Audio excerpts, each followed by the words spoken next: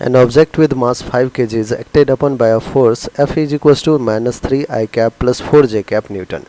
If its velocity at t equals to 0 is velocity vector 6 I cap plus 12 j cap, the time at which it will just have a velocity along y axis. कह रहा है कि बच्चों ऐसा कौन सा time होगा जब इसके पास सिर्फ और सिर्फ वेलोसिटी अलोंग y एक्सिस होगा. तो अगर वेलोसिटी अलोंग y एक्सिस होगा इसका मतलब वेलोसिटी अलोंग x एक्सिस 0 होना चाहिए. ठीक है, कुछ बातें दे रखा है. मास है 5 kg, फोर्स है हमारा दोनों डायरेक्शन में है. तो x डायरेक्शन में फोर्स है -3 न्यूटन और y डायरेक्शन में फोर्स है 4 न्यूटन.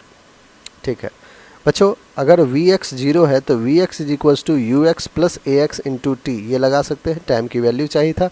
ए एक्स हम फाइंड कर लेंगे फोर्स और मास से. इनिशियल वेलोसिटी x डायरेक्शन में दे रखा है 6. तो इनिशियल वेलोसिटी इन x डायरेक्शन कितना है बच्चों, 6 मीटर पर सेकेंड. बस हो गया काम अपना. Vx 0 ही करना है, Ux हो गया 6, Ax के लिए फोर्स अपॉन मास, फोर्स कितना है तो आपको हो गए -3 अपॉन मास कितना है बच्चों 5 kg. x डायरेक्शन की फोर्स की बात चल रही है इनटू टाइम t. सॉल्व किया हमने तो 3/5t उस डायरेक्शन में उधर चला गया LHS में, क्योंकि प्लस माइनस माइनस इधर जाके प्लस हो गया, विच इज इक्वल्स टू 6. 3 1 जा 3 2 जा t इज इक्वल्स टू 5 2 जा 10.